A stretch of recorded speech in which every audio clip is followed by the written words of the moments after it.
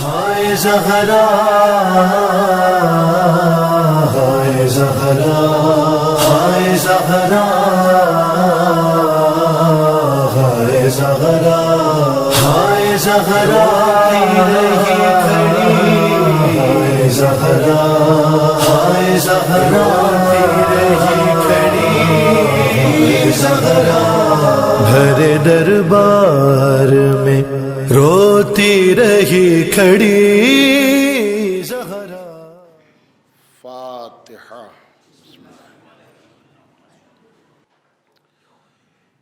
اعوذ باللہ من الشیطان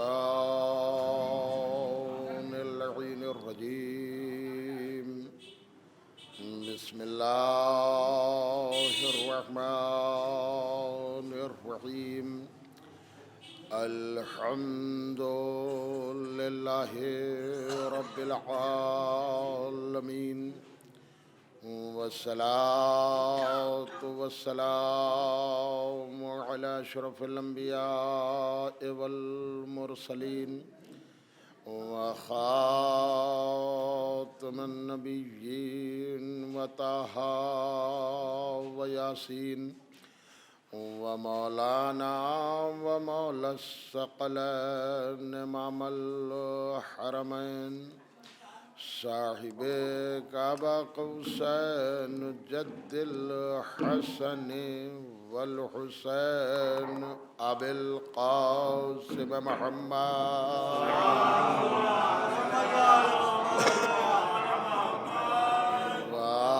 وآلہ اہل بیتہ الطیبین الطاہرین المعصومین المظلومین، ولعنت اللہ علی اعدائہم ومنکر فضائلہم وغاصبی حقوقہم اجمعین من الآن الی قیام یوم الدین۔ اما بعد فقد قال اللہ سبحانہ تبارک و تعالی فی کتابہ المبین وہو اصدق الصادقین وقولہ الحق۔ بسم اللہ الرحمن الرحیم، انا اعطیناک الکوثر فصل لربک وانحر ان شانئک هو الابتر۔ صلوات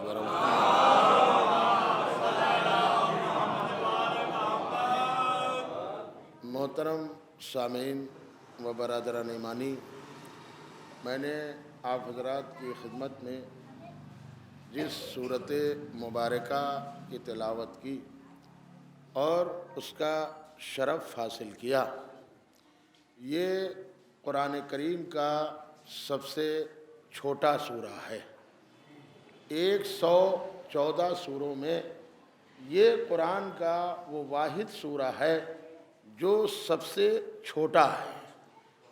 اب میں پھر آپ کی خدمت میں عرض کروں کہ یہ کیوں نازل ہوا، کس لیے نازل ہوا، اس کے الگ الگ حدیثیں ہیں، روایتیں ہیں، تفسیریں ہیں، لیکن دو سبب میں آپ کی خدمت میں عرض کر رہا ہوں کہ پہلا مسئلہ تو یہ ہے کہ جب یہ سورہ نازل ہو گیا، حالانکہ اس سے پہلے بھی بہت سے سورے نازل ہوئے تھے، تو پیغمبر کو حکم ہوا کہ میرا رسول وہ کفار عرب میں، سب سے پہلے اس دور کے اس علاقے کا آپ کو کلچر سمجھنا ہوگا کہ حالات کیا تھے، کلچر کیا تھے۔ عرب میں ایک بہت بڑا میلہ لگتا تھا جس کو کہا جاتا تھا بازار عکاس، گھوڑے بھی بکتے تھے، اونٹ بھی بکتے تھے، تو وہاں شاعری بھی ایک دنگل کی طرح ہوتی تھی، اور اس میں پورے عرب میں 7 شاعر سب سے ٹاپ تھے، سب سے اچھے مانے جاتے تھے، اور اسی کے لیے کہا جاتا تھا سبع معلقہ، 7 کلام یہ نصب کر دیے جاتے تھے، کہاں؟ خانہ کعبہ کی دیوار پر۔ ان 7 شاعروں میں سب سے بڑا شاعر تھا جسے امراء القیس کہا جاتا تھا۔ اس کا کلام فصاحت و بلاغت کے اعتبار سے سب سے اچھا کہا جاتا ہے۔ تو اب یہ ساتوں کلام سب کے خانہ کعبہ کی دیوار پر لگا دیے گئے۔ حکم خدا ہوا میرے رسول، تم قرآن کا یہ سورہ جسے سورہ کوثر کہا جاتا ہے، ان کی شاعری کے جواب میں لے جانا ہے۔ یہ تو آپ نے سن لیا، اب میں جملہ آپ کی خدمت میں عرض کر رہا ہوں۔ اس کا مطلب یہ ہے کہ اللہ بتانا چاہتا ہے کہ میرے رسول ان کافروں کے مقابلے میں تم اصغر کو لے جاؤ۔ بھئی پوری توجہ ہے، چاہے جیسے سنیں، ان کافروں کے کلام کے مقابلے میں تم اصغر کو لے جاؤ اور یہ چیلنج کر کے کہہ دو کہ اگر تمہاری شاعری میں دم ہے تو اصغر کا جواب لے آؤ۔ ملاحظہ کریں، اگر تمہاری شاعری میں دم ہے تو اصغر کا جواب لے آؤ۔ میں کہتا ہوں کافر ہار تو گئے مگر یہ سمجھ گئے کہ ہم اصغر کا جواب نہیں لا سکتے۔ اللہ تو کہنا کیا چاہتا ہے کہ یہی تو چیلنج ہے کہ جب دنیا مل کر بھی اصغر کا جواب نہیں لا سکتی تو پوری دنیا اکبر کا جواب کیا لا سکتی؟ صلوات پڑھیں محمد آل محمد۔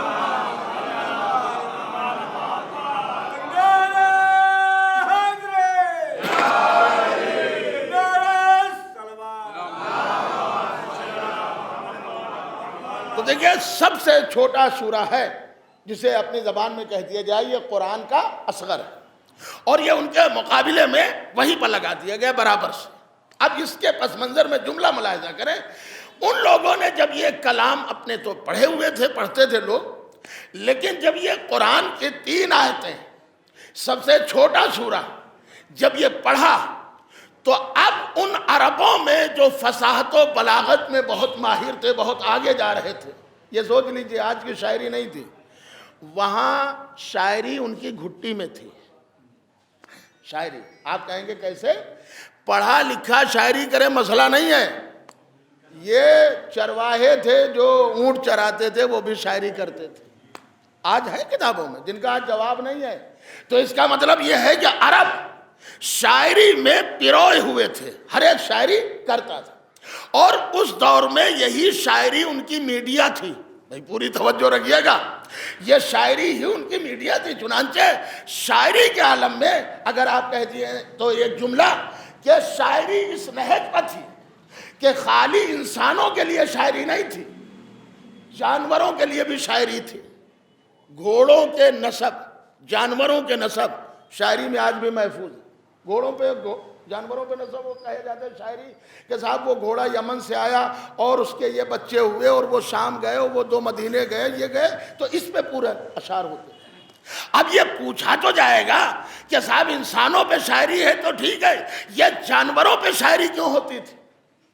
تو اب آپ دیکھیں گے تو جواب مل جائے گا کہ صاحب ان گھوڑوں کے لیے شاعری ہوتی تھی جن کے نسب اچھے ہوتے تھے۔ میں کیا عرض کر رہا ہوں مجھے نہیں معلوم۔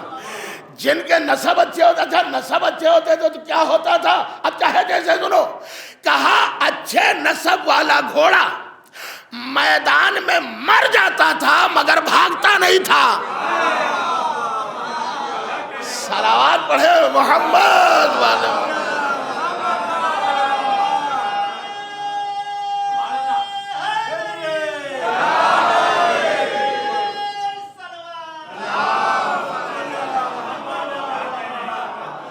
تو دیکھیں میں جملہ آپ کی خدمت میں اب آ جائیے، یہ 7 کلام لگے ہوئے ہیں اور اسی کے برابر میں، ابھی برابر کا مسئلہ ہے، شاعری کے برابر میں یہ سورہ۔ ان کافروں نے جب یہ اپنی شاعری دیکھی اور یہ سورہ دیکھا، دیکھیں اصغر ہے، تو اب یہ انہوں نے بھی لکھنا پڑا مجبور ہو کر کہ یہ کسی بشر کا کلام نہیں ہے، یہ کسی بشر کا کلام نہیں ہے، اور اپنے اپنے شاعری جو لٹکائے ہوئے تھے، اشعار لکھے ہوئے، وہ اتار لیے اور اسے اوپر کر دیا، اور اپنی شاعری جو سامنے تھی برابر سے اسے نیچے کر دیا۔ یہ ہے کتابوں میں۔ کافروں سے پوچھا جائے آخر یہ کیا ہوا؟ تم تو برابری میں آگے تھے، اپنے کلاموں کو نیچے کر دیا، اور یہ جس کے لیے تم کہہ رہے ہو یہ کسی بشر کا کلام نہیں ہے، اسے اوپر کیوں کر دیا کہ ہم کافر ہیں، مگر اتنے بڑے بھی کافر نہیں ہیں کہ اللہ کا کلام اور بندوں کا کلام برابر سے رہے، ہمیں گوارا نہیں۔ پھر میں جملہ کر دوں، لفظوں کو بدل کر کہہ دوں، گویا کافر کہہ رہے ہیں کہ اتنا تو ہمیں بھی معلوم ہے کہ اللہ کا بنایا ہوا اور بندوں کا بنا ہوا برابر نہیں رہتا۔ جو اللہ کا بنایا ہوا ہے، بندوں کا بنایا ہوا، وہ برابر نہیں رہتا۔ تو دیکھیے یہ قرآن کا یہ سورہ معجزہ ہے۔ اِنَّا أَعْطَيْنَاكَ الْكَوْثَرَ، اللہ کے رسول ہم نے آپ کو کثرت نسل دی۔ ایک بات بتائیے، ہمارے یہاں بہت سی نمازیں ہیں جو شکرانے کے طور پر ہیں اور لوگ پڑھتے ہیں۔ مثلا کسی کی اولاد نہیں ہو رہی تھی، اس نے منت مانی، نماز پڑھتا ہے۔ کوئی نئی نعمت مل گئی تو نماز پڑھ رہا ہے۔ پیغمبر کے لیے حکم خالی یہ نہیں ہے کہ ہم نے آپ کو کثرت سے نسل عطا کی، آگے کا فصلی لربک وانحر۔ اب اس کے شکریہ میں جو ہم نے آپ کو کثرت نسل دی ہے، اس کے شکریہ میں آپ نماز پڑھیے۔ تو کیا نماز نہیں پڑھتے تھے پیغمبر؟ یہ پھر کیوں اللہ کہہ رہا ہے ارے نماز واجب نہیں، نماز شکر پڑھیے، نماز شکر پڑھیے، نماز پڑھیے، اور وانحر، اور قربانی کیجئے۔ دیکھیے بہت سے شکرانے میں قربانی بھی کی جاتی ہے اور نماز۔ اِنَّا أَعْطَيْنَاكَ الْكَوْثَرَ فَصَلِّ لِرَبِّكَ وَانْحَرْ إِنَّ شَانِئَكَ هُوَ الْأَبْتَرُ، یقیناً جو تمہارا دشمن ہے وہی منقطع نسل ہے۔ اس کا مطلب یہ سورہ وہ سورہ ہے، چھوٹا صحیح، اصغر صحیح، مگر یہ وہ سورہ ہے جس میں تولا بھی ہے، جس میں تبرہ بھی ہے۔ یہ سورہ وہ ہے کہ تمہارا دشمن جو ہے منقطع نسل ہے۔ اب رک جائیے، ہمارے اور آپ کے چھٹے امام حضرت امام جعفر صادق علیہ السلام سے کسی نے کہا کہ فرزند رسول، اللہ نے قرآن میں وعدہ کیا اپنے نبی سے۔ کیا وعدہ کیا؟ کہا کہ جو تمہارا دشمن ہے وہ منقطع نسل ہے۔ رسول ہم نے آپ کو کثرت نسل عطا کی، یعنی آپ کی نسل ڈوبے گی نہیں، منقطع نہیں ہوگی، مٹے گی نہیں، مٹایا جائے گا مگر نہیں مٹے گی۔ اور اب تو ہم بالکل نہیں مٹیں گے، کنفرم ہے۔ مٹنا ہوتا تو ہم کربلا میں مٹ جاتے، بولا ایسا کریں، جب وہاں سے بچ کے نکل گئے تو اب تو پوری دنیا میں کروڑوں ہیں۔ پوری توجہ، اللہ اپنے رسول سے کہہ رہا ہے ہم نے آپ کو کثرت نسل عطا کی، اور جو تمہارا دشمن ہے وہی منقطع نسل ہے، اس کی نسل آگے بڑھے گی نہیں، ختم ہو جائے گی۔ تو سائل نے کہا چھوٹے امام سے، مولا فرزند رسول یہ تو اللہ کا وعدہ ہے، یہ تو قرآن کا وعدہ ہے، اللہ کہہ رہا ہے جو رسول کے دشمن ہوں گے ان کی نسل کو ہم ختم کر دیں گے، وہ منقطع نسل ہو جائیں گے، اور یہ تو پوری دنیا میں چھائے ہوئے ہیں اور بہت پائے جاتے ہیں تعداد میں۔ تو امام مسکرائے اور کہا کہ سنو، کبھی ایسا بھی ہوتا ہے جو دیکھا جاتا ہے وہ ہوتا نہیں۔ بھائی پوری توجہ رکھیے گا۔ کہا فرزند رسول میں سمجھا نہیں، اللہ نے وعدہ کیا ہے کہ ان کی نسل ختم ہو جائے گی، یہ منقطع نسل رہیں گے جو نبی کے دشمن ہے۔ تو کہا تمہیں معلوم نہیں ہے یہ بھی ایک مسئلہ ہے۔ مولا کیا؟ کہا یہ ہوتے کسی اور کے ہیں، کہلاتے کسی اور کے ہیں۔ صلوات پڑھے محمد علیہ محمد۔ شاید ابھی تک بات نہیں پہنچی، اب پہنچا رہا ہوں۔ جناب امیر المومنین علی ابن ابی طالب علیہ السلام نے جب امیر شام نے خط لکھا کہ یا علی ہم اور آپ تو برابر ہیں، ہاشم و امیہ برابر تھے، اور اس کے بعد حرب اور عبد المطلب، ابو سفیان، ابو طالب وغیرہ، ہم تو سب آپ ایک ہی گھرانے کے ہیں، خاندان کے۔ تو مولا علی نے خط کا جواب دیا کہ سن، کیا امیہ ہاشم کے برابر تھا؟ کیا حرب عبد المطلب کے برابر تھا؟ کیا تیرا باپ میرے باپ کے برابر تھا؟ کیا تو میرے برابر ہے؟ یہی پر رک جاتے۔ آگے جملہ ارشاد باتیں سن، تو تلیق بھی ہے اور تو ہی لصیق بھی ہے، نہج البلاغہ، تو ہی تلیق بھی ہے اور تو ہی لصیق بھی ہے۔ اچھا ایک ہی جملہ عرض کر دوں کہ لصیق کسے کہتے ہیں؟ عربی میں لصیق کے ذرا معنی سننا پڑے۔ لصیق کہتے ہیں کہ جیسے کوئی لباس ہو، لباس، اور وہ پھٹ جائے تو اس میں پیوند لگانا پڑے، تو آپ چاہے جتنا میچ کر کے لگائیے مگر پیوند دور سے نظر آئے گا. لیکن یہ یاد رکھیے گا پیوند اور ہوتا ہے دھبا اور ہوتا ہے.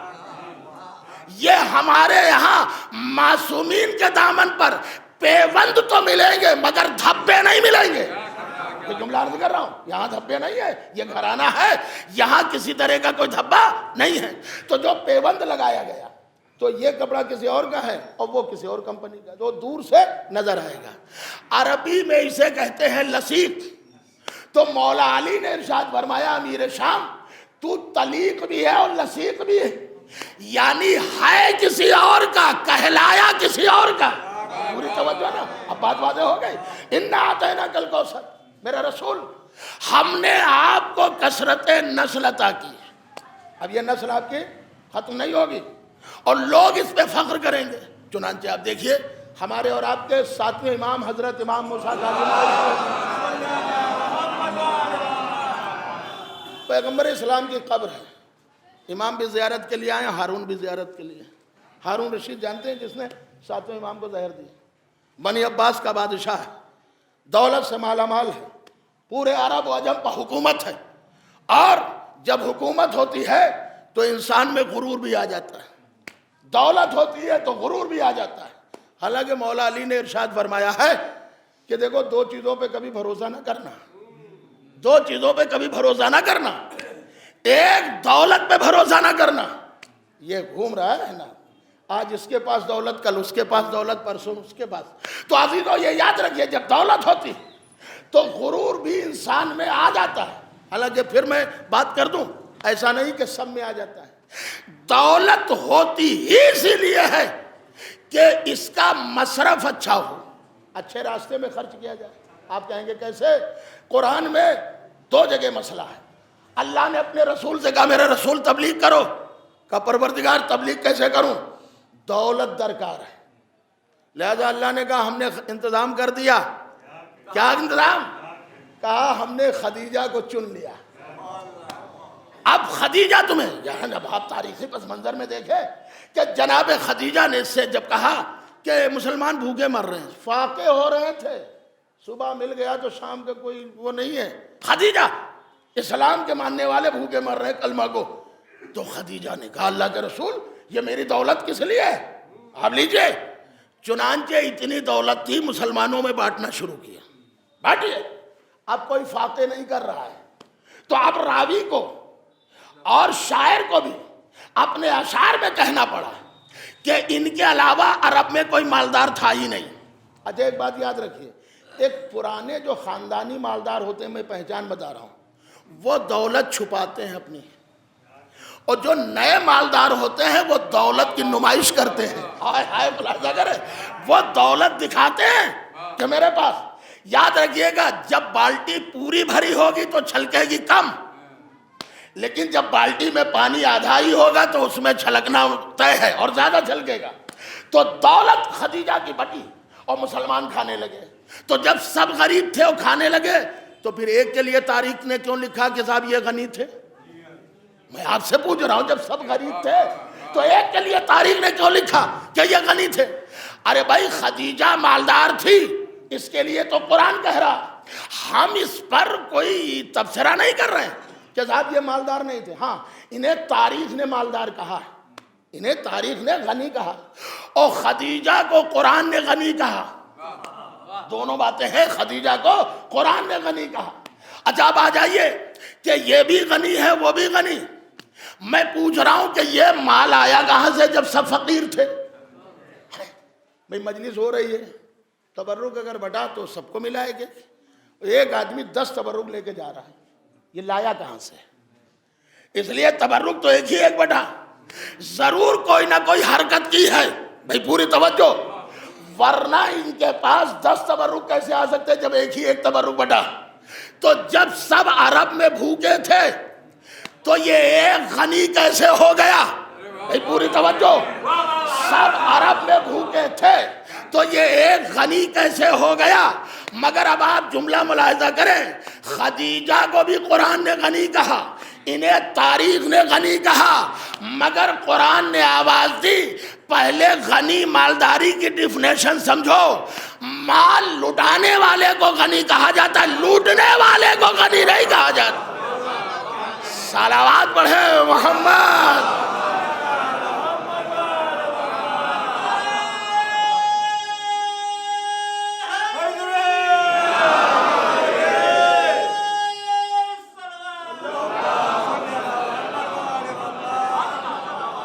اچھا اب میں پھر دلیل دے دوں.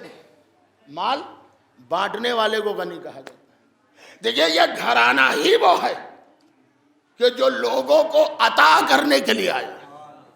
میں قرآن کے 3 آیتوں کے ذریعے سے میں مرکز کو بتا رہا ہوں. چاہے آپ آئے تطہیر میں دیکھیں مرکز ہے زہرا، چاہے آپ مباہلے کو دیکھیں مرکز ہے زہرا، اور چاہے آپ سورہ حلقہ میں دیکھیں مرکز ہے زہرا، ہے نا مرکز زہرا.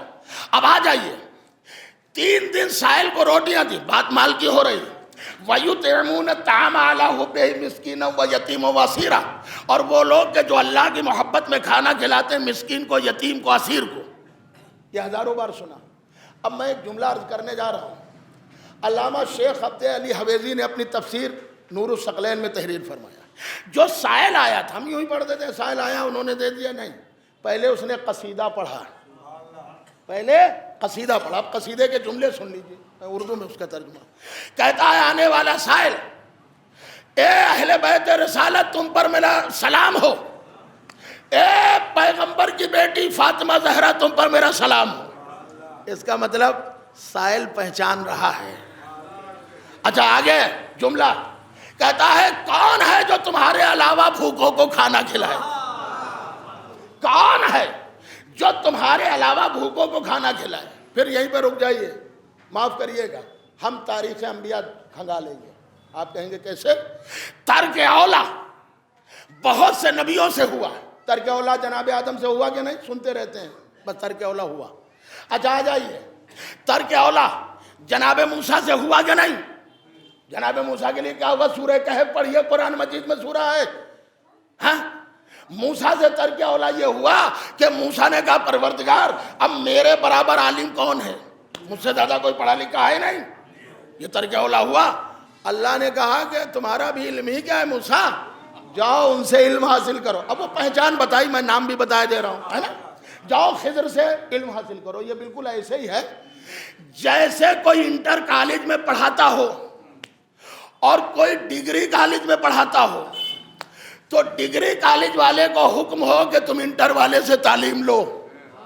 موسیٰ کے لیے یہی تھا. ارے بھائی موسیٰ نبی تھے، رسول تھے، اولو العزم پیغمبر تھے، صاحب شریعت تھے، صاحب کتاب تھے. خضر صاحب کتاب نہیں، خضر صاحب شریعت نہیں. یہ موسیٰ کے ماتحت میں ہے، لیکن اللہ نے کہا جاؤ ان سے علم حاصل کرو. دیکھیں ترک اولا کیا اور کچھ تو سزا ملی. ترک اولا نبیوں میں ہے. اور آ جائیے آدم نے ترک اولا کیا، جناب موسیٰ نے ترک اولا کیا. اچھا جناب یوسف نے ترک اولا کیا کہ نہیں کیا؟ کیا کیا؟ کہا جب وہ دوست جا رہے تھے ان کی تو 2 ترک اولا لکھی. کون؟ جو قیدی چھوٹ گیا تھا. تو یہی تو خواب کی تعبیر بتاتے تھے. جب وہ چھوٹ گیا تو کہا جب بادشاہ کے پاس جانا، عزیز مصر کے پاس، تو میرا ذکر کر دینا شاید میں رہا ہو جاؤں. جبریل آ گئے اور 2 پتھروں کو لائے، ایک پہ دوسرے کو مارا، چور چور ہو گئے، ایک کیڑا نکلا. جبریل نے کہا کہ اے یوسف پیغمبر، اللہ اس کیڑے سے بھی بے خبر نہیں ہے. تم نبی ہو، تم سے کیسے وہ بے خبر ہو جائے گا؟ مگر سفارش کے لیے بادشاہوں کو چنا ہے. تو اللہ نے بھی کہا یہ تم نے ترک اولا کیا، مجھے پکارا ہوتا، مجھے یاد کیا ہوتا، میں تمہاری رہائی کی تدبیر کر دیتا. لہذا اب تم اور رہو گے. دیکھیں کیسے وہ بتاتا ہے. وہ گیا اور بھول گیا. ایسا کر رہے پوری توجہ. ترک اولا ہوا. اچھا اور آگے آ جائیے. جناب یعقوب پیغمبر ترک اولا کیا. کہا صاحب کیا؟ کہا یعقوب کے 12 بیٹے، 12 بیٹوں میں کچھ بیٹوں کی شادیاں ہو چکی. 4 بیویاں تھی جناب یعقوب کی، 2 بیویاں 2 کنیزیں، چاروں سے یہ 12 بیٹے. یوسف کی والدہ کا انتقال ہو چکا تو 3 بیویاں اور 12 بیٹے اور جناب یعقوب، پھر تیسرے ان کی بیٹی دینا. یہ سب پوری فیملی تھی، بھرا پریوار تھا، اور روز ایک دمبا ذبح ہوتا تھا، کھاتے تھے. ان کے دروازے پر روزہ دار آ گیا. شام ہے، اب سنیے منظر. منظر. روزہ دار آ گیا اور کہا کہ یعقوب پیغمبر اللہ کے نام پہ مجھے کھلا دو, میں روزے سے ہوں, مجھے افطار کرا دو. یہ کھاتے رہے, یہ کھا رہے ہیں اور کوئی توجہ نہیں دے رہا. کہا میں روزے سے ہوں, کوئی توجہ نہیں. دیکھیے یہ ہے نبی کا گھر, یہ ہے علی کا گھر. ہائے ہائے ہائے, اب بھی نہ سمجھے تو میں کیا کروں. یہ ہے نبی کا گھر. میں قرآن کی بات کر رہا ہوں نہ کہ حدیث کی. اب آپ دیکھ لیجئے تفسیر میں یہی ہے. اسی رات یوسف نے خواب دیکھا تھا کہ بھیڑیے حملہ کر رہے ہیں, تو کہا تھا یعقوب نے میرے لال یہ بھیڑیے نہیں ہے, تمہارے بھائی ہیں. اس کا مطلب قرآن بتانا چاہتا ہے کہ بھائی جب دشمن بن جائے تو بھائی اور بھیڑیے میں کوئی فرق نہیں. بھائی پوری توجہ نہ ذہن عالیہ میں, بھیڑیے حملہ کر رہے ہیں تو بھیڑیے نہیں ہے, یہ ان کے بھائی. تو ایک یہ نبی کا گھر ہے, یعقوب پیغمبر کا. دمبا ذبح ہوا اور روزے دار کہہ رہا ہے میں بھوکا ہوں, سب کھا رہے ہیں, اس کی طرف کوئی توجہ. اس نے وہیں پہ روزے پر روزہ رکھا اور کہا اللہ میاں اب تو گواہ ہے نا, تیرے نبی کا گھر ہے اور نبی کے دروازے پر بھوکا ہوں. لکھا کہ نہیں, قرآن نے بتایا کہ نہیں. میں کہتا ہوں کوئی تاریخ دکھا دو کہ اہل بیت کے گھر سے دشمن بھی خالی واپس آیا ہو. دوست تو بہت دور کی بات ہے, ارے میں کہہ رہا ہوں گھر تو ان کا بہت دور ہے. یہ اگر مسجد میں آ گئے ہو تو سائل خالی واپس آیا ہو. ارے بھائی دیکھیں 24 ذی الحجہ عید مباہلہ ہے, اچھا, اور 25 ذی الحجہ سورہ حلقہ نازل ہوا, اچھا ٹھیک ہے, لیکن 24 ذی الحجہ کو آئے ولایت بھی ہے, 3 خوشیاں ہیں. 24 ذی الحجہ کو جناب سکینہ کی ولادت بھی ہے. مولا علی مسجد میں نماز پڑھ رہا ہے اور سائل کہہ رہا ہے کوئی جو مجھے اللہ کے نام پہ کچھ عطا کرے. ابھی نام نہیں لیا, ہے کوئی جو اللہ کے نام پہ, تو ہے کوئی تو ہے اللہ کے نام پہ دینے والا. سب نماز میں. یہ علی نے اشارہ کیا, انگوٹھی لے لی. میں صرف اتنا آپ سے سوال کر رہا ہوں کہ یا علی, اے مولا کائنات, اے غدیر کے مولا, اے مومنوں کے امیر, امیر المومنین, اتنا بتا دیجئے یہ فقیر, یہ سائل, یہ سوالی مانگ تو اللہ سے رہا تھا, عطا آپ نے کیوں کر دیا؟ یہ تو اللہ سے مانگ رہا تھا, مانگتا رہے. اللہ سے مانگ رہا تھا, آپ نے کیوں عطا کیا؟ کہ بھری مسجد میں یہی تو بتانا چاہتا ہوں کہ پہچان لو, مانگو گے اللہ سے, ملے گا ید اللہ سے. صلوات پڑھے محمد آل محمد.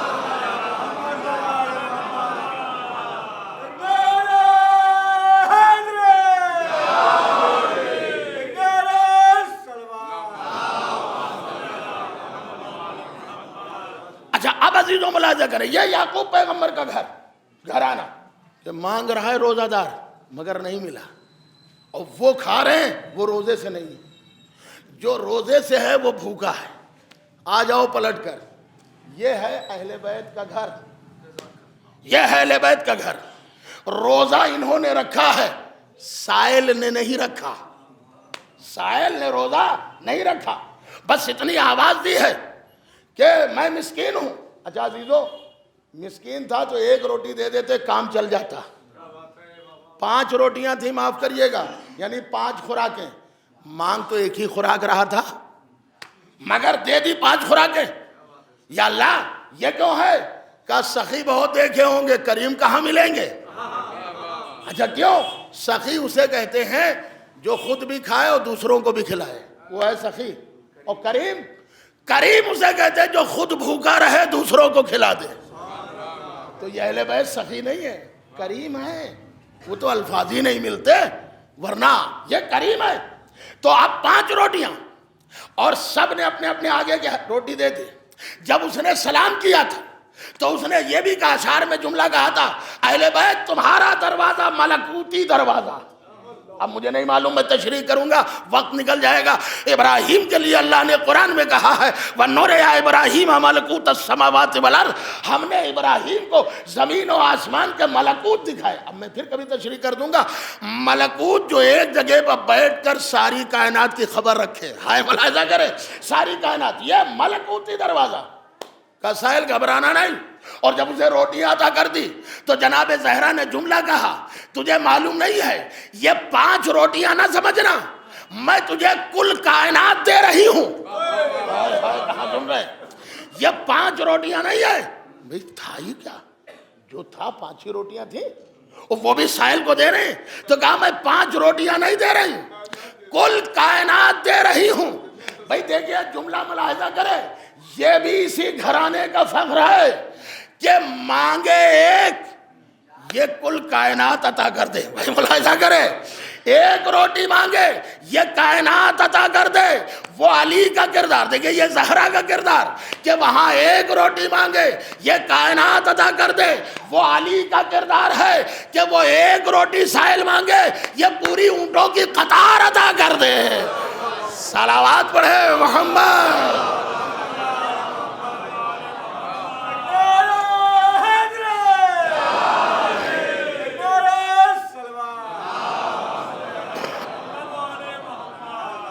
اچھا اب یہ آ جائیے, ایک اہل سنت عالم دین نے کتاب لکھی ہے, اس میں جناب خدیجہ کے حوالے سے ایک جملہ لکھا ہے, بات وہیں پر چل رہی تھی. کیا لکھا ہے کہ خدیجہ جہالت کے دور میں بھی خدیجہ کو 2 لقب ملے تھے. یہ ہے 2 لقب.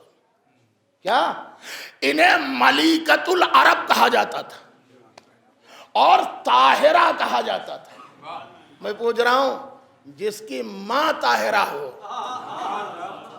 جس کی ماں طاہرہ ہو, اگر اس کی بیٹی طاہرہ ہو تو اس میں تعجب کیا ہے؟ ماں طاہرہ. اور دوسرا لقب کیا ہے؟ ملیکۃ العرب, عرب کی ملکہ. ملکہ کہتے ہی اسے جس کے پاس دولت ہو. اب آپ ملاحظہ کریں تو ملیکۃ العرب خدیجہ دور جہالت میں, اور طاہرہ, بس جملہ آپ کے حوالے ہے, آپ اسے چاہے جیسے سنیں, جس طرح بھی سنیں. عرب کی ملکہ. اب اس کے لیے یہ دیکھیں زیارت وارثہ لگی ہوئی ہے, آپ دیکھ لیجئے. کوئی اسکول, کوئی نظام, کوئی مسجد کا نظام, کسی بھی سنستھا کا نظام 2 چیزوں کے بغیر نہیں چل سکتا ہے. معاف کریے گا, وہ 2 چیزیں کون ہیں؟ ایک دولت, دوسرے محنت. ایک دولت دینے والا ہو اور ایک محنت کرنے والا. دولت ہی خالی کام نہیں آئے گی جب تک کوئی محنت کرنے والا نہ ہو. آپ ملاحظہ کر رہے ہیں, اسکول اور کالج اور سنستھائیں اور تنظیمیں اسی بنا پہ چلتی ہیں. 2 میں سے ایک میں بھی کمی ہو جائے تو پھر نیچے آ جائے گا. دولت بھی ہو اور محنت بھی ہو, جب بھی ہوتا ہے یہی مسئلہ ہوتا ہے. اب آپ یاد رکھیے, اسلام سے بہتر تنظیم کون ہو سکتی ہے؟ اسلام سے بہتر ادارہ کون سا ہو سکتا ہے؟ اللہ نے 2 ہی چیزوں کو دیکھا, یا تو محنت کو دیکھا یا دولت کو دیکھا. دولت پہ نگاہیں قدرت پہ پڑی تو خدیجہ پر رکی, محنت پہ قدرت کی نگاہیں رکی چلی تو ابو طالب پر رکی. پوری توجہ ہے نا. تو اب یہ دونوں, ایک عرب کی ملکہ اور انہیں طاہرہ کہا گیا. اب آگے وہ لکھتے ہیں, جملہ کریے کہ پیغمبر ہر وقت انہی خدیجہ کا ذکر کرتے رہتے تھے, خدیجہ ایسی ایسی ویسی. تو نبی کی ایک زوجہ برداشت نہیں ہو, ایک تو کریلا اوپر سے نیم چڑھا. کہا یا رسول اللہ آپ ہر وقت انہی کا ذکر کر کیا کرتے ہیں, وہ تو بوڑھی تھی اور وہ تو ایسی تھی اور وہ چلی گئی, اب آپ کے پاس بہترین بیویاں ہیں, اب آپ ان کو دیکھیے, آپ ان کو یاد کیا کرتے ہیں. تو نبی نے کہا خاموش, خاموش. کتاب پڑھ لیجئے, اہل سنت والجماعت نے لکھی. کہا سن, خدیجہ نے مجھے, میری خدیجہ نے میری نبوت کی تصدیق اس وقت کی ہے جب لوگ مجھے جھٹلا رہے تھے. میں یہ جملہ اپنے بزرگوں کے لیے اور خصوصی طور سے چچا کے لیے عرض کر رہا ہوں کہ دیکھیے مردوں میں اختلاف ہے کہ صاحب یہ بنا دیا کہ بچوں میں علی تھے تصدیق کرنے والے اور بوڑھوں میں یہ تھے. ہے اختلاف, لیکن خدیجہ کے مسئلے میں کوئی اختلاف نہیں. سب نے لکھا کہ خدیجہ نے نبوت کی تصدیق کی اور کہا اشہد ان لا الہ الا اللہ اشہد ان محمد رسول اللہ, میں گواہی دیتی ہوں. تو کہا خدیجہ وہ ہے جس نے عورتوں میں سب سے پہلے میری نبوت کی تصدیق کی, اور کہا خدیجہ وہ ہے جس نے میرے اسلام کے لیے مال دیا. خدیجہ وہ ہے جس نے ابتر سے بچا کر مجھے کوثر دیا. صلوات پڑھے محمد, بآواز بلند صلوات پڑھے محمد.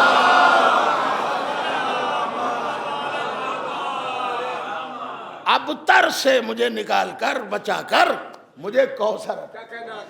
بس عزیزو میں کہتا ہوں دیکھیں بہت سے جملے ہوتے ہیں جو بہت چیزوں پر بھاری ہو جاتے ہیں۔ تو خدیجہ نے مال دیا، خدیجہ نے بھی تصدیق کی۔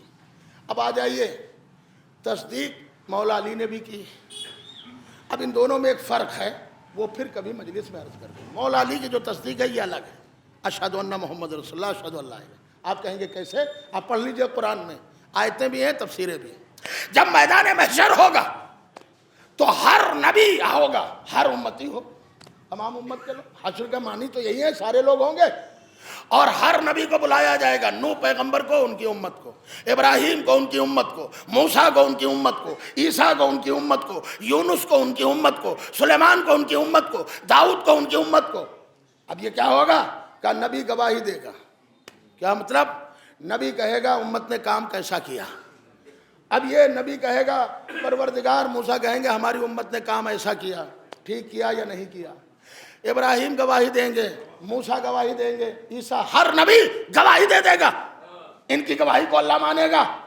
اب اللہ کہے گا محمد کو بلاؤ، آ گئے محمد، کہا میرے نبی محمد اب تم بتاؤ، تم گواہی دو کہ آدم نے کام ٹھیک ٹھاک کیا کہ نہیں، نوح نے کام ٹھیک ٹھاک کیا کہ نہیں، ابراہیم نے کام ٹھیک ٹھاک کیا کہ نہیں، موسیٰ نے کام ٹھیک ٹھاک کیا کہ نہیں۔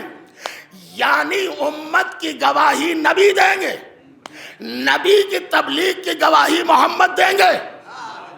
اب محمد ہر ایک کی گواہی دیں گے نبی کی نبوت کی۔ اب محمد کی کون گواہی دے؟ حکم خدا ہوگا علی کو بلایا جائے،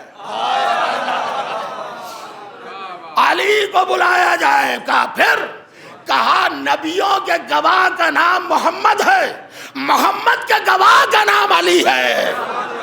صلوات پڑھے محمد علیہ۔ محمد کے گواہ کا نام علی ہے، ہم بلایا جائے گا اور ان سے کہا جائے گا آپ بتائیے محمد نے کام ٹھیک ٹھاک کیا؟ تو آپ گواہی دیں گے اشہد ان لا الہ الا اللہ، اشہد ان محمد رسول اللہ، میں گواہی دیتا ہوں۔ اب عزیزو جملہ ملاحظہ کرے، شہزادی فاطمہ زہرا نے جو خطبہ کہا، خطبہ ہے نا، اس میں بھی یہی ہے کہ میں گواہی دیتی کہ محمد اللہ کے رسول ہے۔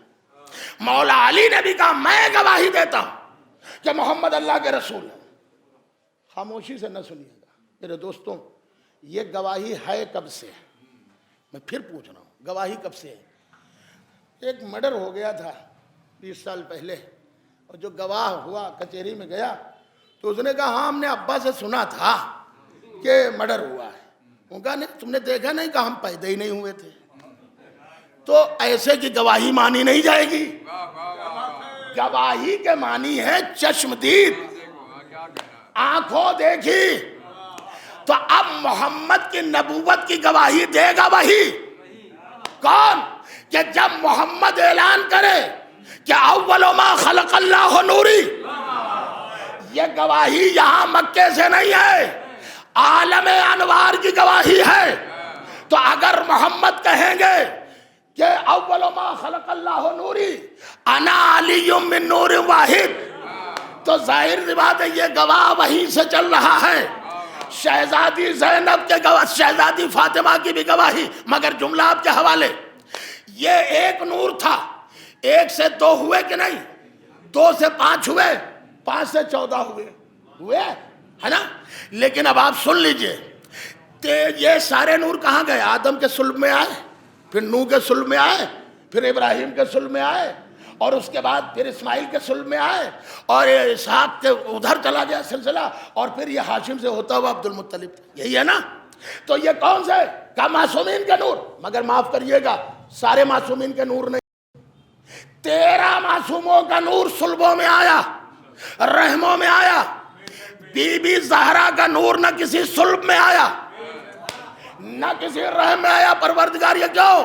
کہا یہ اتنی طاہرہ ہے مجھے گوارا نہیں کہ کسی کے صلب میں رکھوں، کسی کے رحم میں رکھوں۔ پھر کہ میں نور زہرا کو جنت کے درخت میں پیوستہ کر دوں گا، محمد کو معراج پہ اسی لیے بلاؤں گا۔ ملاحظہ کرے، محمد کو معراج پہ اسی لیے بلاؤں گا، اور وہاں جبریل انہیں وہی تحفہ سیب کا دیں گے جس میں نور زہرا ہے، اور وہی ولادت زہرا کا سبب بنے گا۔ اب آپ ملاحظہ کریں، علامہ مجلسی بھی نے یہی لکھا ہے کہ جس درخت میں نور زہرا تھا اسی درخت سے علی کے لیے ذوالفقار بھی آئی، اسی درخت سے علی کے لیے ذوالفقار بھی آئی۔ تو پڑوسی کا اگر اچھا ساتھ ہے تو محبت زیادہ ہوتی، تو جہاں نور زہرا تھا وہیں ذوالفقار حیدری تھی۔ اب تو کہیے کبھی نہیں کہ یہ ذوالفقار فاطمہ زہرا سے بات کیوں کرتی تھی؟ ارے بھائی پڑوسی رہ چکی ہے ذوالفقار، بھائی پوری توجہ، پڑوس میں برسوں رہ چکی ہے۔ اب اسی لیے بھائی دیکھیے علامہ مجلسی نے لکھا، شہر لکھنؤ کے وہ شاعر کہ جو پوری دنیا پہ چھایا ہوا ہے اور جب تک قیامت نہیں آئے گی نام مٹ نہیں سکتا، جن کا نام نامی ہے میر بابر علی انیس۔ ملاحظہ کرے، یہ اپنے دور کے شاعر نہیں ہیں، ایسا محسوس ہوتا ہے جیسے واقعہ کربلا کے چشمدید گواہ ہیں۔ انہوں نے بھی اپنے مرثیے میں کہا کہ یہ علامہ مجلسی نے لکھا نور زہرا بھی وہیں سے آیا، ذوالفقار حیدری ایک ہی جگہ سے، جب ایک ہی جگہ سے آئے تو میر انیس نے اسی لیے نقل کیا، یوں ہی نہیں کہہ دیا، کہا عقیل تر ہے، عقل یہ ہے عقل، عقیل بہت زیادہ عقل رکھنے والا معنی، کہتے ہیں میر انیس عقیل تر ہے جو ان دو بڑی بلا سے بچے، عقیل تر ہے جو ان دو بڑی بلا سے بچے، علی کی تیغ سے زہرا کی بد دعا سے بچے۔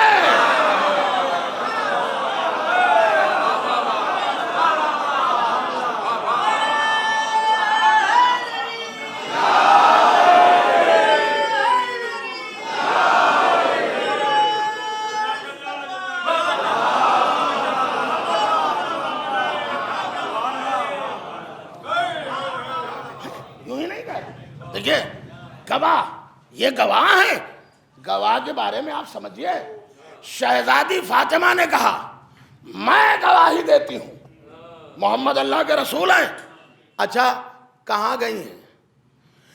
دربار میں۔ دربار کہاں کوئی بنا تھوڑی نہ تھا، کوئی ودھان سبھا تھی، کوئی پارلیمنٹ تھی، مسجد ہی دربار بنا تھا، اور خلیفہ ممبر پہ بیٹھا۔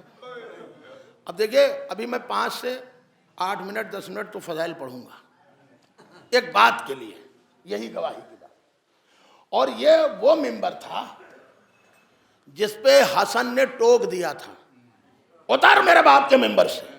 ہم یہ اپنی کتاب میں نہیں کہہ رہے ہیں، ہماری کتابوں میں ہے، علامہ جلال الدین سیوطی نے لکھا اہل سنت والجماعت کہ امام حسن نے فرمایا اتر جا میرے باپ کے ممبر سے۔ میں کہوں گا مولا یہ تو آپ کے نانا کا ممبر ہے مدینے کا، اور آپ نے بابا کے لیے کہا میرے نانا کی وفات کے بعد میراث میں میرے بابا کو ملا، ملاحظہ کرے ادھر میرے بابا کے ممبر سے۔ اس کا مطلب حسن بتانا چاہتے ہیں کہ غدیر کا بھی ممبر ہمارا ہے، غدیر کا بھی ممبر ہمارا ہے، اور مدینے کا ممبر بھی ہمارا ہے۔ اب یہ حاکم بیٹھا ہوا، اچھا آپ سوچئے کتنی ناانصافیاں ہوں، کیسے انصاف ہو؟ کیا مطلب؟ آپ نے بہت سے پڑھے لکھے حضرات ہیں نہیں ہیں، سب کے بارے میں کچہری میں دیکھا ہوگا، کورٹ میں دیکھا ہوگا، ہائی کورٹ میں، سپریم کورٹ میں، جس کا کیس ہوتا ہے وہ خود فیصلہ نہیں کرتا اپنے کیس کا۔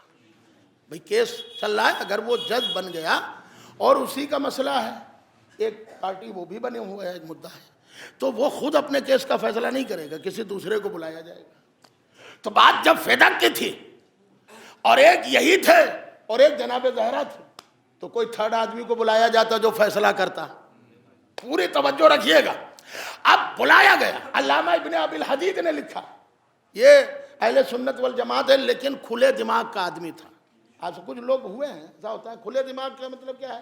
مثلا 2 بچے ہیں، ایک ہمارا بچہ ایک دوسرے کا، دونوں لڑے اور غلطی سب ہمارے بچے کی، اب ہم نہیں دیں گے، نہیں صاحب میرا بچہ بالکل معصوم ہے، ارے سب اسی بچے کی غلطی، ارے اسی نے یہ کیا۔ اس کو کہتے ہیں تھوڑا دماغ کے اندر وہ ہے۔ لیکن جو کھلے دماغ کا ہوگا کہ نہیں صاحب آپ اس کو سزا دو دینا ہو دے دیجئے، غلطی ہمارے ہی بچے کی، اس کو کہتے ہیں کھلے دماغ۔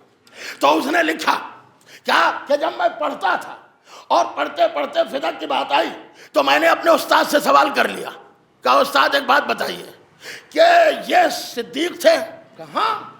وہ کہا یہ صدیقہ تھی؟ کہاں؟ کہا ایک کھیت ہے، ایک جائیداد ہے، ایک مکان ہے، اس پہ ہے جھگڑا، تو صدیق کہہ رہے میرا ہے اور صدیقہ کہہ رہی میرا ہے، تو جب مکان ایک ہی ہے، کھیت ایک ہی ہے، جائیداد ایک ہی ہے، تو ایک تو جھوٹا ہوگا۔ ارے ایک تو جھوٹا ہوگا، اگر دو مکان ہوتے کہہ دیا جاتا ہے یہ ان کا ہے، یہ ان کا، یہ صدیق ہے اور یہ صدیقہ ہے، اور جائیداد ایک ہے، کھیت ایک ہے، باغ ایک ہے، مکان ایک ہے، یہ کہہ رہے میرا ہے اور یہ صدیقہ کہہ رہی میرا ہے، تو ایک تو جھوٹا ہوگا۔ اب وہ چپ۔ کہا تمہارے ذہن میں سوال آیا کیسے؟ کیسے سوال آیا؟ استاد بس ایسے ہی آ گیا۔ کہا کچھ نہیں، جو تمہارے استاد کے ذہن میں نہیں آیا شاگرد کے ذہن میں کیسے آ سکتا ہے؟ ضرور کسی نے تمہیں بہکایا۔ دیکھیں یہی بات ہوتی ہے، آج بھی اگر کوئی ایسا سوال کر دے انہی کا ماننے والا تو کہتے ہیں نہیں تمہاری بیٹھک غلط ہو گئی ہے، ضرور تمہیں کسی نے بہکایا۔ کہا مجھے جواب چاہیے۔ کہا سنو جواب سننا چاہتے ہو مگر کہنا نہیں۔ اس نے لکھا کتاب۔ ہاں کیا جواب ہے؟ کہا ان کو معلوم تھا یہ صدیق تھے کہ یہ فدق فاطمہ زہرا کا ہی ہے، یہ صدیقہ ہے، یہ کبھی جھوٹ بولی ہی نہیں۔ اچھا؟ کہا مختصر اتنا سمجھو جو بول دیتی تھی وہی سچ ہوتا تھا۔ کیا عرض کروں، جو بول دیتی تھی وہی سچ ہوتا، سچ کچھ نہیں ہے، جو یہ بول دے وہ وہی سچ ہو جائے، سچ ہے یہی، جو بول دے وہ سچ ہو جائے۔ کہا پھر انہوں نے دیا کیوں نہیں؟ کہا اس میں کئی مسئلے تھے۔ کہا پہلا مسئلہ تو یہ تھا نئی نئی حکومت بنی تھی، تو حکومت چلانے کے لیے پیسے کی ضرورت تھی، ان کے کوئی باغ تالاب کھیت مکان تو تھے نہیں، ہائے ہائے پرانے فقیروں میں شمار ہوتے تھے، تاریخ آپ پڑھ لیجئے، پرانے لوگوں میں شمار ہوتے تھے، لہذا یہ وہ تھے اہل بیت جو خاندانی زمیندار تھے۔ ملاحظہ کریں خاندانی زمیندار۔ میں جملہ کئی بار کہہ چکا ہوں، میں کہہ رہا ہوں آج دنیا بھر کے مالدار، دنیا بھر کے، ہندوستان کے نہیں، جمع کر لیجئے مالداروں کو اور ان کی دولت گن لیجئے کتنا ڈالر ہے کتنا روپیہ، آج بھی اہل بیت کی جائیداد کے مقابلے میں کسی کے پاس دولت نہیں۔ میاں شہر لکھنؤ میں جتنے امام باڑے ہیں سب کے مالک حسین تو ہیں، یا کہہ دیجئے امام حسین ان کے مالک نہیں ہیں، جتنے اوقاف ہیں سب کے مالک حسین ہیں، جتنے امام باڑے ہیں درگاہ ہیں سب کے مالک، جہاں جہاں شیعہ ہیں وہاں وہاں امام باڑہ ہے، بھائی پوری توجہ، وہاں وہاں درگاہیں ہیں وہاں وہاں اوقاف ہے۔ ارے صفت تو یہ ہے کھانے والے خوب انہیں کھا رہے ہیں لیکن حسین کا وقف کبھی کم نہیں ہو رہا ہے، ملاحظہ کریں کم نہیں ہو رہا، ایک کھاتا ہے دوسرا اس سے زیادہ بنا دیتا ہے۔ ابھی میں گیا تھا ایک جگہ تو جو درگاہ بنائی ہے کم سے کم آج کے دور میں 5-6 کروڑ سے اوپر کی جائے، کم سے کم۔ تو عزیزو یہ یاد رکھیے ان کا مال ہے ہی، مگر یہ کہتے ہیں چھین کے نہ کھاؤ مانگ کے کھاؤ۔ تو اب یہ کہا اس میں سبب تھے، کیا سبب تھا؟ کہ حکومت کیسے چلتی؟ اچھا تو بغیر فدق کو لیے ہوئے حکومت چل ہی نہیں سکتی تھی۔ اچھا دوسرا ان کا مطلب یہ تھا، بڑے سیاسی لوگ تھے، کہ اہل بیت کے پاس باغ ہوگا تو لوگوں کی مدد کریں گے، تو لوگوں کے دل ان کی طرف کھینچیں گے، ملاحظہ کر رہے ہیں، لہذا اس سے بھی انہیں محروم کر دیا۔ بس عزیزو جملہ ملاحظہ کریں، کہا انہیں معلوم تھا کہ یہ میرا حق نہیں ہے، زہرا کا حق ہے، مگر جان کے نہیں دیا۔ کہا کیوں؟ کہا خالی فدق کا مسئلہ نہیں تھا، سنیے، کہا خالی فدق کا مسئلہ نہیں تھا، یہ جانتے تھے کہ فاطمہ صدیقہ ہے، تو اگر آج صدیقہ سمجھ کر زہرا کو فدق دے دیا جاتا تو کل پھر زہرا کہتی کہ جیسے میری زبان پہ فدق دیا مجھے واپس کر دیا، ویسے ہی میری زبان پہ خلافت علی کو واپس کر دو۔ یہ خلافت جو ہے میرے شوہر کا حق ہے، یہ عزیزو، اور بات میں کم کر رہا ہوں اس لیے کہ وقت ہو رہا ہے، بس 2-4 جملے اور آپ کی خدمت میں، دل ہر انسان کا ہوتا ہے۔ تو یہ جناب زہرا دربار خلافت میں پوزیشن آپ سمجھئے، مسجد ہے، یہ جو مسجد وہ بڑی مسجد تھی، اسی میں حاکم بیٹھا ہوا ہے منبر پہ، اور سامنے سارے صحابی بیٹھے ہوئے. اچھا یہ تو مسجد مجھے کہیں دکھ نہیں رہے، تو سامنے روڈ کے دروازے ہیں. جو نبی کی مسجد تھی پیغمبر اسلام جسے مسجد النبوی کہا جاتا ہے، مسجد تو اللہ کی ہوتی ہے لیکن نبی کے نام سے منسوب رہی، آج بھی مسجد النبوی کہا جاتا ہے. تو اس میں چاروں طرف دروازے تھے، ادھر دروازہ ادھر. اچھا اس میں میں غلط بیانی تو نہیں کر سکتا، بڑے بڑے لوگوں کے دروازے تھے. خلیفہ اول کے گھر کا دروازہ اسی مسجد میں کھلتا تھا، خلیفہ دوم کا دروازہ اسی گھر کے مسجد میں کھلتا تھا، وغیرہ وغیرہ. اور مولا علی کا بھی، پیغمبر کا بھی، پیغمبر کی بیویوں کے بھی حجرے ایک دروازہ اس میں ضرور کھلتا تھا مسجد میں، اور سب آتے جاتے تھے. تو اللہ کا حکم ہوا اور جبریل آئے، کہا میرے رسول مسجد طاہر ہے، یہ ہر حال میں تو طاہر نہیں رہتے، لہذا مسجد کا تقدس پامال ہو رہا ہے، دروازے بند کر دو. سارے دروازے بند ہو گئے مگر ایک دروازہ کھلا رہا، ایک دروازہ کھلا رہا. تو میں کہتا ہوں جو دروازے بند ہو گئے وہاں سے تمہیں کیا ملے گا؟ ارے جو علی کا دروازہ کھلا ہے وہاں سے مانگو. بس عزیزو اب یہ اپنے دروازے تو بند ہو گئے، تو پہلے تو سفارش کی سرکار ایسا کریے کہ میں چاہتا ہوں کہ ایک ونڈو لگا دوں، کھڑکی. کہا اس کی بھی اجازت نہیں. کہا چھوٹا سا روشن دان. کہا تو یہ بھی تاریخ میں کہ بس اتنا ہو کہ ایک آنکھ سے دیکھ سکے مسجد. کہا نہیں، یہ بھی نہیں. کیوں منع کر رہے ہیں بھائی؟ آنے جانے کی بات تو بند ہو گئی، اب دیکھنے پہ بھی منع. کہا نہیں، جب بات نبی کی سنت کی ہوگی تو وہ عورتیں بھی کہیں گے ہاں ہم نے بھی دیکھا تھا ایسے وضو کرتے تھے، ہاں ہم نے بھی دیکھا تھا ایسے نماز پڑھتے تھے. یہ کوئی نہیں کہہ سکتا. بھائی ملاحظہ کرے، یہ صرف اہل بیت کہہ سکتے ہیں. ہاں ملاحظہ کرے، یہ صرف اہل بیت کہہ سکتے ہیں. ان کا دروازہ اسی میں کھلا تھا. بازی تو یاد رکھیے گا. کہا پھر اچھا یہ بتائیے ہمارے تو بند کر دیے، اور یہ علی کا دروازہ کیوں کھلا؟ تو کہا کیا میں نے بند کیا تمہارا دروازہ؟ کہا پھر؟ کہا اللہ کے حکم سے جبریل آئے تھے، اللہ نے بند کیا. میں تو ایک اس کے حکم کا پالن کرنے والا ہوں، جو اس نے کہا میں اس کو عمل میں لا رہا ہوں، میں نے بند کر دیے. عزیزو ایک جملہ آپ کی خدمت میں، یہ دروازہ کھلا رہا اور میں کہتا ہوں آج تک کھلا ہوا ہے. اسی لیے اسی دروازے پہ باب الحوائج بھی ملیں گے. ملاحظہ کرے، اسی دروازے پہ حاجت روا بھی ملیں گے. اسی لیے کسی شاعر نے بھی کہا کہ گھر فاطمہ زہرا کا بڑی شان کا گھر ہے. گھر فاطمہ زہرا کا بڑی شان کا گھر ہے، یہ وحی کی منزل ہے، یہ قرآن کا گھر ہے.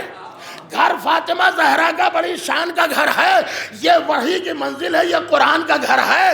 اسلام کے ماحول میں ایمان کا گھر ہے، اسلام کے ماحول میں ایمان کا گھر ہے. مومن کے منافق کی یہ پہچان کا گھر ہے، مومن کے منافق کی یہ پہچان کا گھر ہے. کچھ لوگ جلے جاتے ہیں، کچھ لوگ جلے جاتے ہیں اس رنج و محن میں. اس گھر کا جو دروازہ ہے مسجد کے صحن میں. صلوات پڑھے محمد.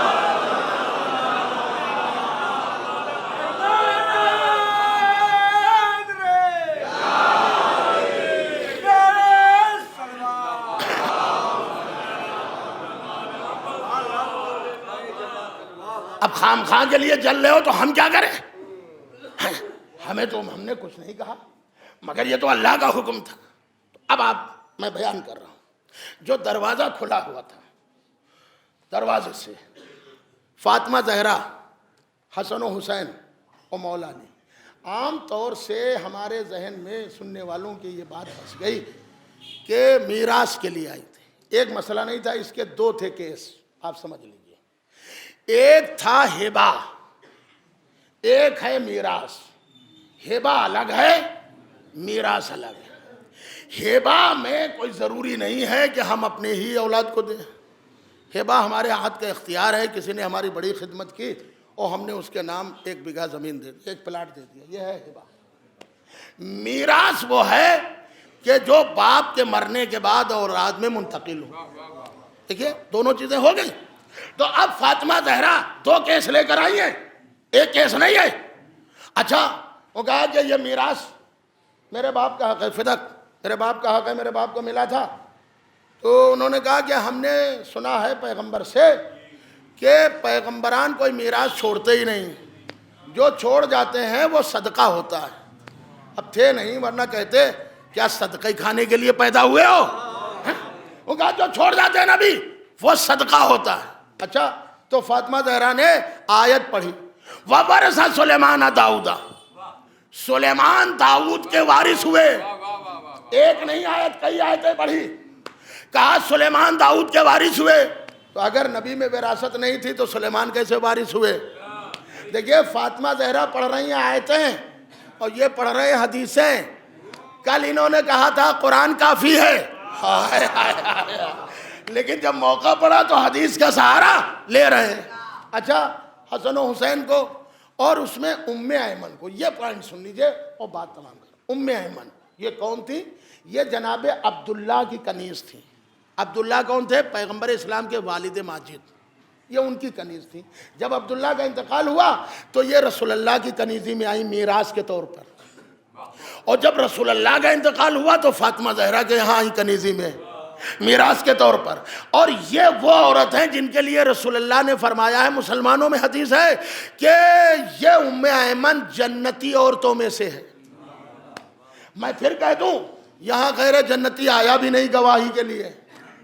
حسنین ہیں، سردار جنت ہیں، علی ہے تو ساقی جنت ہیں، اور فاطمہ خاتون جنت، ام ایمن جنتی عورت ہے نا، غیر آیا ہی نہیں۔ تو اب یہ ام ایمن کو لے کر کیوں آئی؟ فضہ کو لانا چاہیے، بولو کچھ کتابوں میں فضہ کا بھی نام ہے لیکن ام ایمن کا نام زیادہ ہے۔ فضہ کو اس لیے ملاحظہ کریں نہیں لائی، اسے ایک مقصد تھا۔ ام ایمن کو اس لیے لائی کہ دیکھو تم کہتے ہو نبی کو میراث ملتی نہیں، تو اگر نہیں ملتی تو میرے دادا نے جو میراث چھوڑی کنیزی میں ام ایمن کو، وہ میرے بابا تک پہنچی، اور جو میرے بابا نے میراث چھوڑی وہ مجھ تک پہنچی۔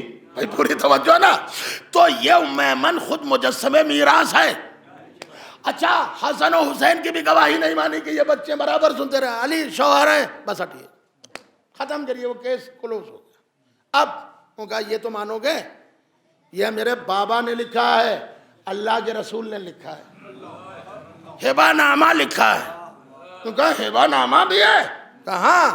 اب جو کہا لائیے، اب پڑھا، اب اس میں لکھا کیا تھا اس میں بھی وہ بھی پڑھ لیجئے، جاگیر فدق کتاب کا نام ہے، وہ پڑھ لیجئے۔ لکھا تھا پیغمبر نے کہ یہ میں باغ فدق اللہ کے حکم سے، خدیجہ کے احسان سے، ہمیں خدیجہ کی ساری دولت مسلمان کھا رہے ہیں، اور اللہ نے کہا ہے نا انہیں غنی، تو اس نے اپنی ساری دولت تو مسلمانوں کو دے دی، تو اللہ نے کہا خدیجہ تم نے ساری دولت مسلمانوں کو دے دی، حل جزاء الاحسان الا الاحسان، احسان کا بدلہ کچھ نہیں سوائے احسان کے، تو اب تمہاری اولاد کو میں باغ فدق دوں گا، جو میرے نبی کا حق ہے، کسی اور کا نہیں ہے۔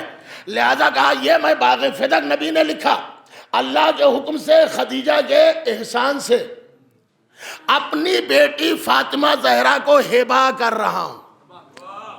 اس کا مطلب ہبہ نبی نے خالی اپنی طرف سے نہیں کیا، احسان خدیجہ کے طور پر ہے۔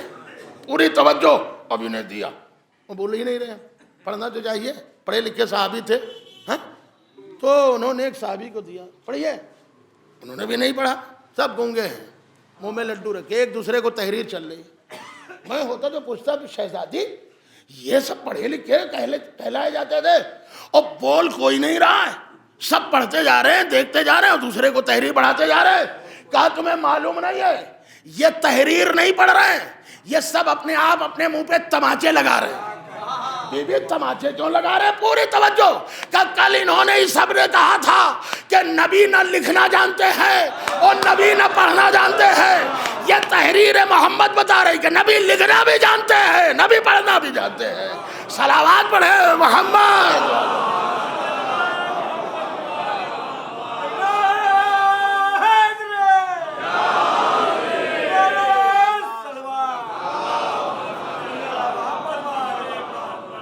تم تو کہہ رہے تھے نبی لکھنا ہی پڑھنا نہیں جانتے، تو یہ تحریر کہاں سے آئی؟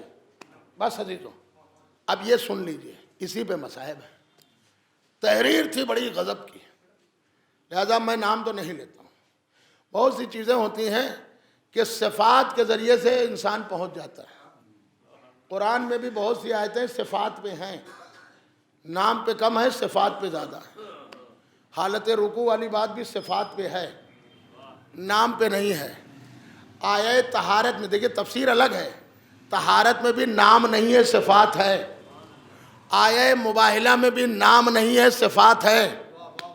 تو صفات سے آپ پہنچ، جب یہ تحریر دے گی تو اب ظاہر سی بات ہے وہ تو خاموش، اب جواب کیا دیں؟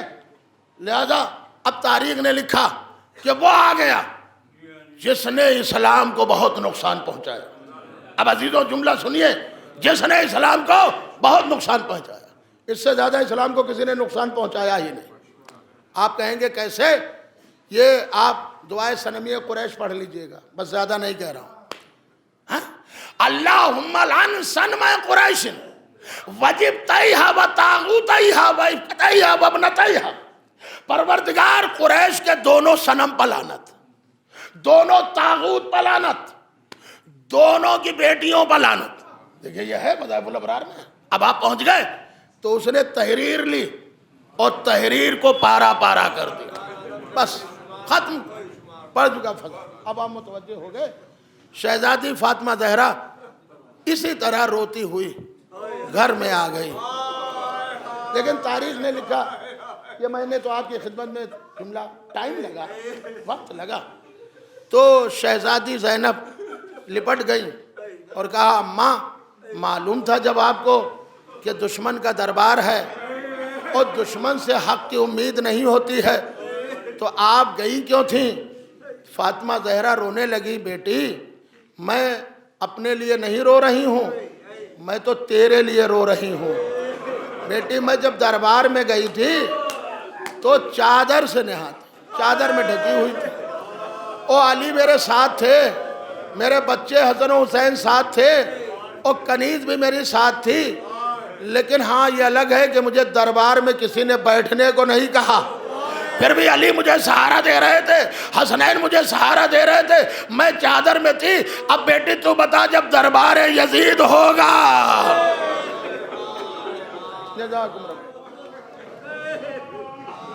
شب تو لگ ہی چکی ہے، شب ہو چکی ہے نا، اب یہ شب کی بات ہے تو ذرا سن لیجئے، بڑے مسئلے ہیں، بہت سی چیزیں ہیں۔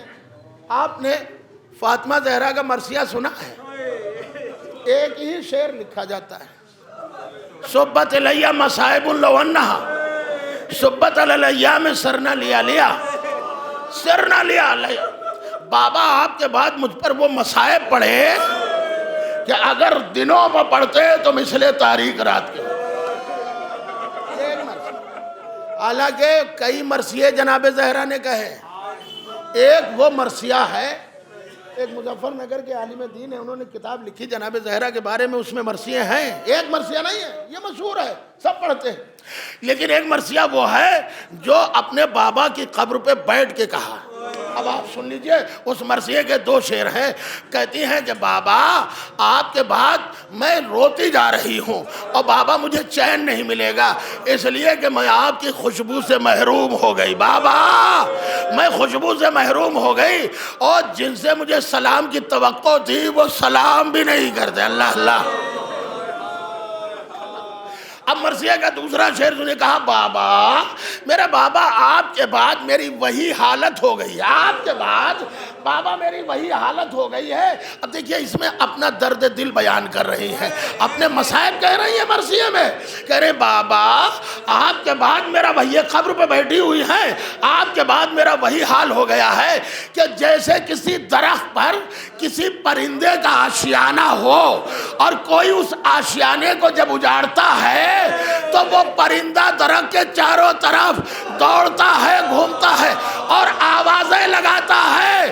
یہ آوازیں بابا اسی لیے تو لگاتا ہے کہ یہ پرندہ اپنی قوم والوں سے کہتا ہے، ارے میری مدد کو آؤ، میرا آشیانہ اجاڑا جا رہا ہے، اے بابا میرا آشیانہ اجڑ گیا۔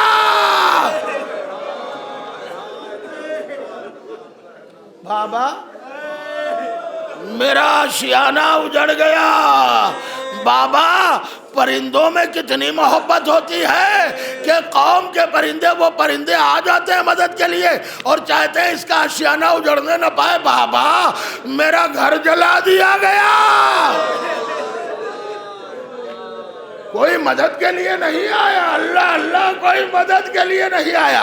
اب جملہ ایک اور آپ سنیں گے, اس کے لیے ہر امام نے گریہ کیا. آپ کہیں گے فاطمہ زہرا کے بعد جتنے امام گزرے, مولا علی تو تھے ہی, وہ تو قبر پہ مرثیہ پڑھا مولا علی نے فاطمہ زہرا کی قبر پہ. نہج البلاغہ میں خطبہ ہے, اب وہ میں نہیں چھیڑوں گا, وقت زیادہ ہو جائے گا. لیکن ہر امام نے اپنے جدہ کو یاد کیا. اب آپ کہیں گے سنیں گے, منصور دوانی, یہ بنی عباس کا بادشاہ تھا اور اس نے فوجیوں کو حکم دیا کہ چھٹے امام کے گھر میں آگ لگا دیجیے. چھٹے امام کے گھر میں آگ لگا دی, آگ لگا دی گئی. لہذا جب آگ لگی اور دھواں بلند ہوا, امام کے گھر سے چیخ و پکار کی آوازیں آنے لگی, شور گریہ کی آوازیں. امام پہنچے, امام کے باوفا صحابی پہنچے اور آگ کو بجھا دیا گیا. عورتوں کو سب ایک حجرے میں کیا گیا. جب صبح ہوئی تو دیکھا امام کے پاس, سوچا آئے امام سے حالات پوچھے کیوں آگ لگائی گئی, کس طرح آگ لگائی. تو امام سے لوگ پوچھ رہے تھے, امام اس طرح رو رہے تھے کہ یہ رخسار سے آنسو ہوتے ہوئے, ریش مبارک سے ہوتے ہوئے سینے پہ آ رہے تھے, اتنا رو رہے تھے. تو کہا مولا کوئی جانی نقصان بھی نہیں ہوا اور کوئی مالی نقصان بھی نہیں ہوا. مولا ہم لوگ تو آ گئے تھے اور سب کسی کو بارے میں کوئی نقصان تو نہیں ہوا. امام نے فرمایا کہ جو منظر میں نے دیکھا وہ تم نے نہیں دیکھا. مولا کیا دیکھا, کہ جب میرے گھر میں آگ لگی تو عورتوں کا شور بلند ہوا. کمزور دل ہوتا ہے, میں نے ساری عورتوں کو ایک حجرے میں کیا, سب کو تسلی دی. میرے اصحاب آ گئے, پانی ڈالا گیا, آگ بجھ گئی. مگر اسی وقت مجھے کربلا یاد آ رہی تھی. ارے جب کربلا میں آگ لگی, ہائے سجاد عالم غش میں ہے زہرا کی بیٹیاں.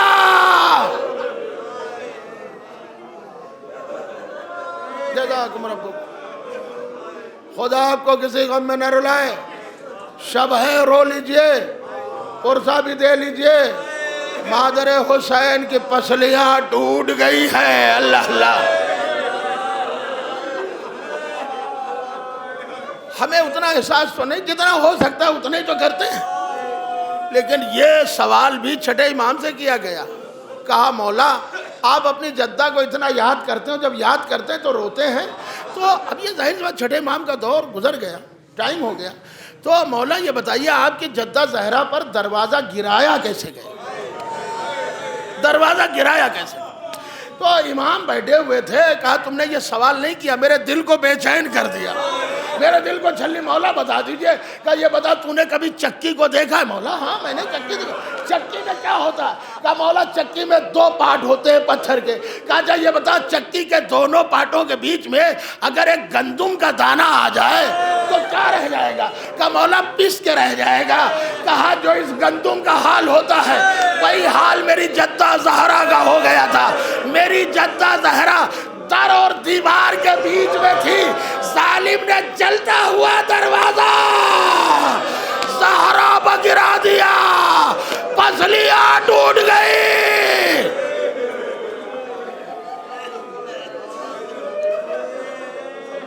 خدا آپ کو کسی غم میں نہ رلائے سوائے مادر حسنین کے غم میں. اللہ بڑی آوازیں بلند ہو رہی ہے, اللہ ان پر رحم کرنا. بس عزیزو آج آپ اس پر رو رہے ہیں جو ہر مجلس میں آپ کے آنسوؤں کو لینے کے لیے آتی ہے. اللہ اللہ. زہرا کو چین نہیں ہے.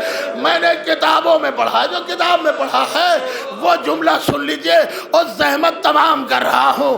عزیزو بس ایک کتاب کا جملہ عرض کروں گا, زیادہ عرض نہیں کروں گا. لکھا ہے کہ جب دروازہ جل گیا تو بی بی زہرا, یہ تاریخ ہے جو میں عرض کر رہا ہوں, بیان کرتے ہوئے دل تھر تھراتا ہے کہ بی بی زہرا کے ہاتھ پر ظالم نے تازیانہ مارا تھا. دیکھیے کوئی مرتے وقت یہ وصیت نہیں کرتا ہے کہ دشمن بھی ہو اس کو ہماری لاش پہ آنے نہ دینا, منع نہیں کرتا. کیا وجہ تھی کہ زہرا نے منع کیا؟ منع کیا نا کہ میری لاش پر فلاں اور فلاں نہ آئے. یا علی خیال رکھیے گا رات کے اندھیرے میں جنازہ اٹھے. ہاں عزیزو سنیے گا, جب بی بی زہرا کے ہاتھ پر تعزیہ نہ لگا تو بی بی زہرا تسبیح نہیں پڑھ پاتی تھی. اللہ اللہ, کروٹ لینے میں دشواری ہوتی تھی. کتنا راستہ. عزیزو سن لیجئے, 2 جملے ہیں میں آپ کی خدمت میں پہنچانا چاہتا ہوں.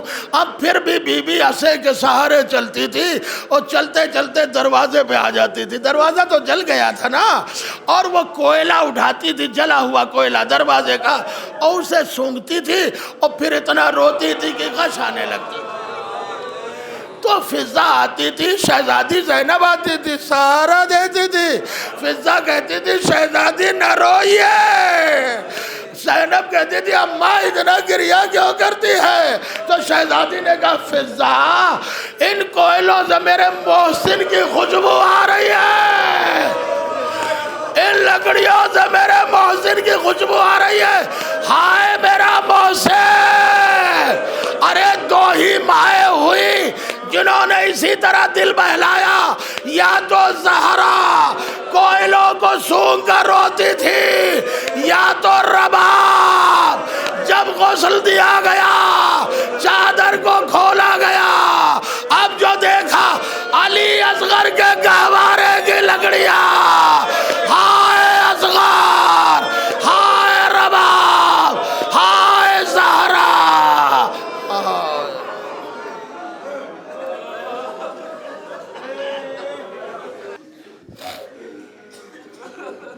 بہر اللہ تجھے واسطہ محمد آل محمد کا ہماری اس مختصر سے عبادت کو قبول فرما.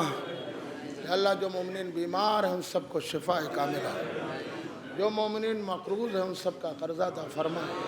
یا اللہ پوری دنیا میں جہاں جہاں مومنین موجود ہیں جان مال عزت ناموس کی حفاظت فرما.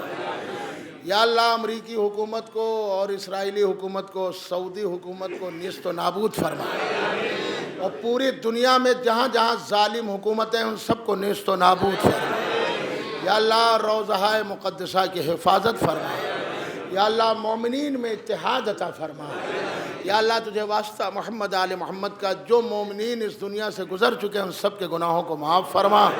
یا اللہ جو مومنین بے روزگار ہیں ان سب کو روزگار عطا فرما. جن مومنین کے روزگار ہیں ان سب کے کاروبار میں ترقی عطا فرما.